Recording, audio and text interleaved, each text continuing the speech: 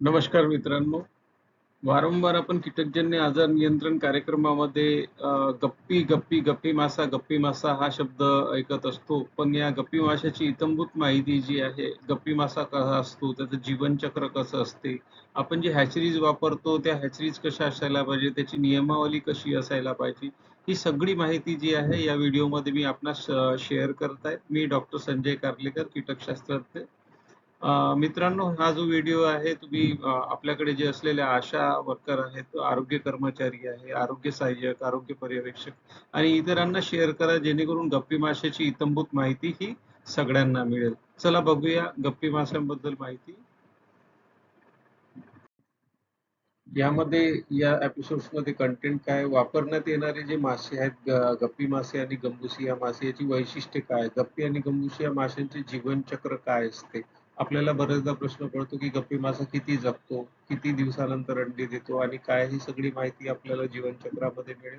नर आणि मादी गप्पी मासे याच्यातली फरक जाणून घेणे आपल्याला अतिशय आवश्यक आहे, कारण गप्पी मासे सोडत असताना आपण काय करतोय, फक्त नर किंवा मादी गप्पी मासे सोडणे सोडले जर गेले तर त्यामुळे आपल्याला त्याचा विशेष उपयोग होत नाही, कारण फक्त मादी गप्पी मासा असेल तर त्याच्यामध्ये हॅचरी निर्माण होणार नाही. नर आणि मादी यांचं प्रमाण जे आहे ते इक्वल असायला पाहिजे.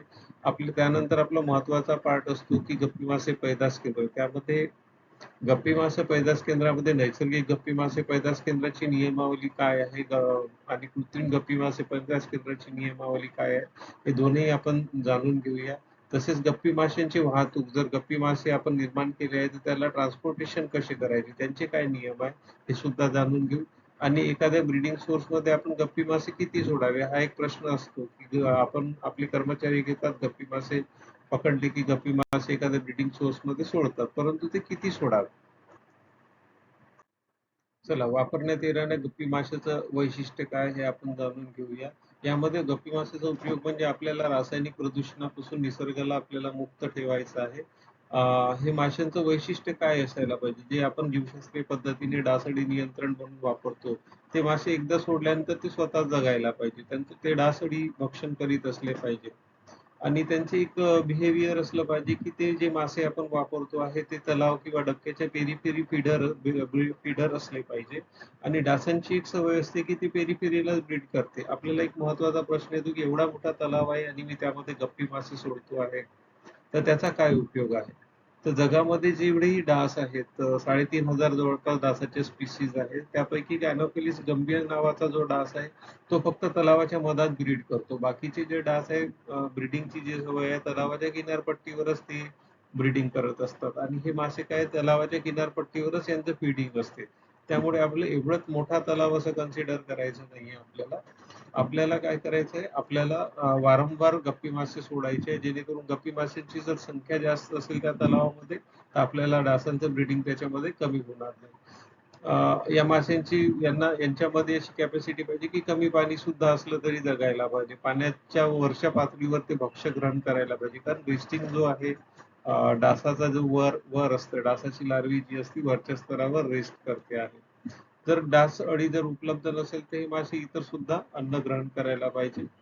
आणि तापमानाचं जे आहे फ्लक्च्युएशन होत असते नेहमी निसर्गामध्ये, ते मासे जिवंत राहायला पाहिजे, म्हणजे त्यांना रेजिस्टन्स असायला पाहिजे.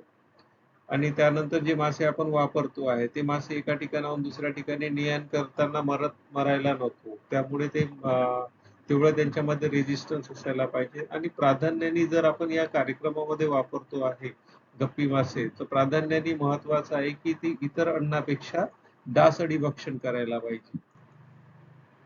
भारतामध्ये जवळपास आपण जीवशास्त्रीय पद्धतीने डासअळी नियंत्रणाकरिता 2 माशांचा वापर करतो. एक आहे गंबुशिया मासे, याचं वैज्ञानिक नाव आहे गंबुशिया ॲफिनिस, आणि दुसरा आहे गप्पी मासा.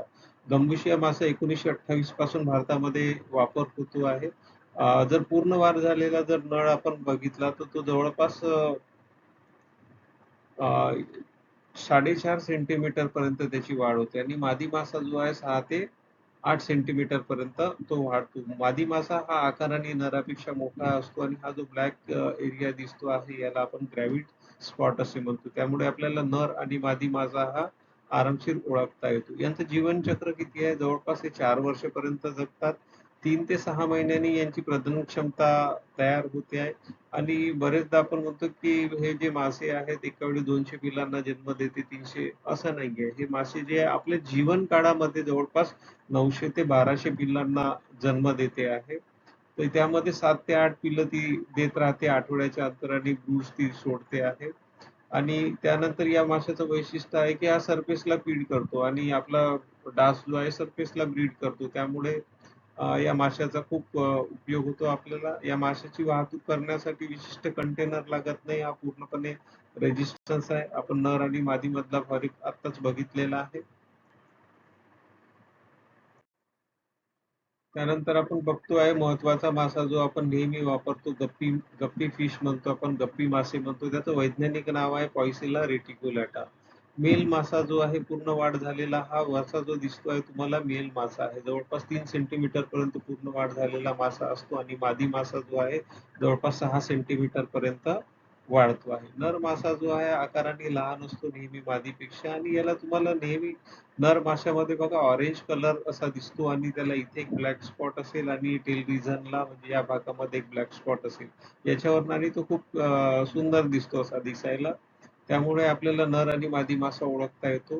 नर मासा ओळखता येतो आणि हा मादी मासा एकदम क्लीन मासा आहे. याच्यामध्ये पोटाचा भाग हा दिसतो. इथे जो आहे ग्राव्हिड स्पॉट म्हणजे काळा स्पॉट दिसतो जर ती प्रेग्नेंट असेल तर ती. जीवनकाळ किती आहे या माशांचा? जवळपास 4 वर्षापर्यंतचा आहे. हे मासे 90 दिवसामध्ये प्रजननक्षम होतात आणि जवळपास 5 ते 7 पिल्लांना ती जन्म देतात. जीवनकाळामध्ये गप्पी मासे हे जवळपास 200 पिल्लांना जन्म देत असतात. यांचा प्रजनन काळ कधी असतो? हे वर्षभर पिल्लांना जन्म देत असतात आणि आत्ताच आपण बघितलेला आहे नर आणि मादी चा पूर्णपणे जो आहे फरक तो आत्ताच बघितलेला आहे. त्यानंतर आपल्याला महत्त्वाचा पार्ट असतो की गप्पी मासे पैदास केंद्र. 2 प्रकारची गप्पी मासे पैदास केंद्र हे आहेत. एक आहे नैसर्गिक गप्पी मासे पैदास केंद्र आणि दुसरं आहे कृत्रिम गप्पी मासे पैदास केंद्र. आपल्याला एखादी जर विहीर मिळाली तर त्याला आपण नैसर्गिक गप्पी मासे पैदास केंद्र करू शकतो. तर त्याची क्रायटेरिया ठरलेला आहे. तर त्या असं पैदास केंद्र की ज्याच्यामध्ये पाणी नेहमीच साठून असलेलं पाहिजे, वर्षभर असायला पाहिजे. त्याची खोली जी आहे ती जवळपास 1.5 मीटर कमीत कमी 1.5 मीटर असायला पाहिजे. लांबी आणि रुंदी 5 बाय 4 मीटर असायला पाहिजे. अशा एवढासा जर 5 बाय 4 मीटर आणि 1.5 मीटरचा असेल तर 20,000 पेक्षा जास्त मासे याच्यामध्ये राहू शकतात. या पैदास केंद्रामध्ये कुठल्याही प्रकारचं दुसरा मांसाहारी जीव नको जसं बेडूक आणि इतर मोठे मासे जेणेकरून आपण नॅचरल हॅचरी तयार करायला गेलो की ते मासे या माशांना खाऊन टाकतील. हे जीवशास्त्रीय बायोलॉजिकल सायकलच आहे. कुठल्याही प्रकारचे त्या गप्पी मासे पैदास केंद्रात रासायन मिसळणार नाही याची आपल्याला दक्षता घ्यावी लागेल आणि वेळोवेळी हे तपासणी करावी लागेल की तयार होत असलेले जलपर्णी वृक्ष आहेत त्याच्यामध्ये त्यांना आपल्याला काढावं लागेल. आदर्श गप्पी मासे पैदास केंद्र या पद्धतीचं असायला पाहिजे. जवळपास याची लांबी 5 मीटर असायला पाहिजे आणि जर कृत्रिम जे आपण तयार करतोय त्याबद्दल बोलतोय आहे आणि जी रुंदी आहे ती 4 मीटर असायला पाहिजे. याची खोली जवळपास 1.5 मीटर असायला पाहिजे आणि वर या गप्पी माशाला शेड असायला पाहिजे जेणेकरून या गप्पी माशाला डायरेक्ट ऊन पडणार नाही. तसेच इथे इनलेट म्हणजे जर नळ असेल तर यामध्ये नळ असेल आणि याच्यामध्ये या टाक्यामध्ये 2 आउटलेट असेल. एक खालच्या लेव्हलला आउटलेट असेल आणि एक 5 सेंटीमीटर वरच्या स्तरापासून असेल, जेणेकरून ओव्हरफ्लो होणार नाही. इकडनं जरी पाणी सुरू असेल तर ओव्हरफ्लो होऊन गप्पी मासे बाहेर पडणार नाही. याला आपल्याला स्पष्टपणे नाव लिहावं लागेल गप्पी मासे पैदास केंद्र आणि त्याचा जो कोड दिलेला आहे आपल्याला तो कोड नंबर लिहावा लागेल. या गप्पी मासे पैदास केंद्रामध्ये आपल्याला खालच्या स्तरावर जवळपास 10 सेंटीमीटर पर्यंत वाळू टाकावी लागेल. त्या वाळूमध्ये काय होते की शैवाल तयार होते आणि या गप्पी माशांना आपल्याला नैसर्गिक खाद्य उपलब्ध करून देता येते.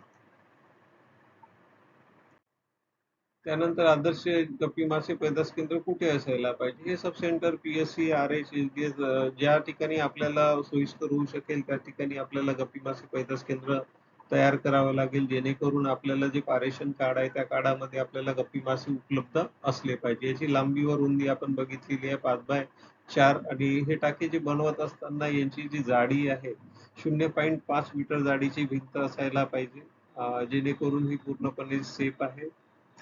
तसेच आदर्श गप्पी मासे पैदास केंद्र आपण जे बनवतो आहे त्याच्यामध्ये 2 नाही बनवत. आपल्याकडे जे आहे एकच टँक बनवतो. अदरवाईज आपल्याला 2 टँक याच पद्धतीचे बनवावे लागतील.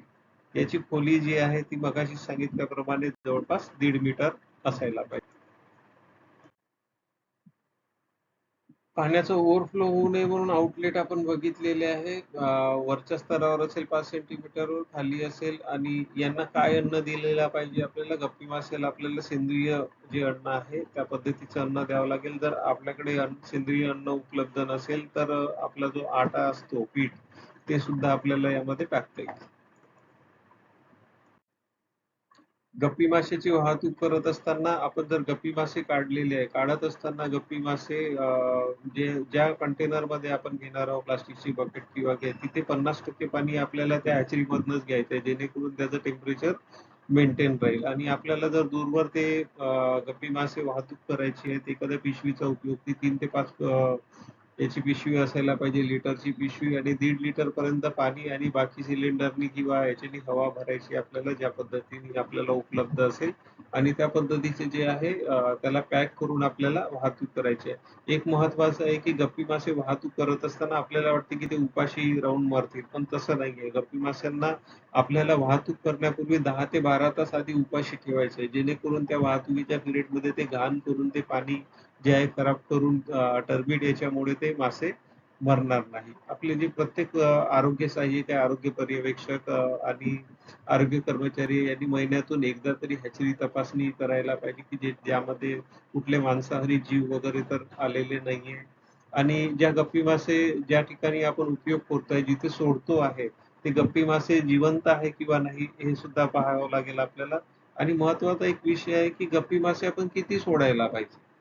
एखाद्या ब्रीडिंग सोर्स असेल तर गप्पी मासे किती सोडायला पाहिजे. गप्पी मासे सोडत असताना आपल्याला 1 स्क्वेअर मीटर म्हणजे 1/1 या पद्धतीचा जो स्क्वेअर होतो त्याच्यामध्ये 10 ते 15 गप्पी मासे सोडायचे आणि ते 10 ते 15 गप्पी मासे सोडत असताना एक लक्षात ठेवा, की आपण नर आणि मादी गप्पी माशांचा फरक ओळखलेला आहे. त्यापैकी अर्धे 50% नर आणि 50% जवळपास मादी असली पाहिजे, तरच ते ब्रीडिंग सोर्समध्ये त्याचं मल्टिप्लिकेशन होणार आणि आपले जे आहे डासडीवर नियंत्रण होईल.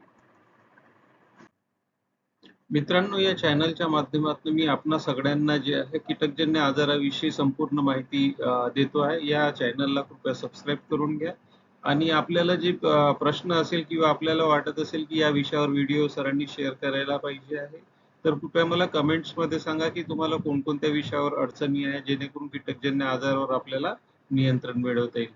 धन्यवाद.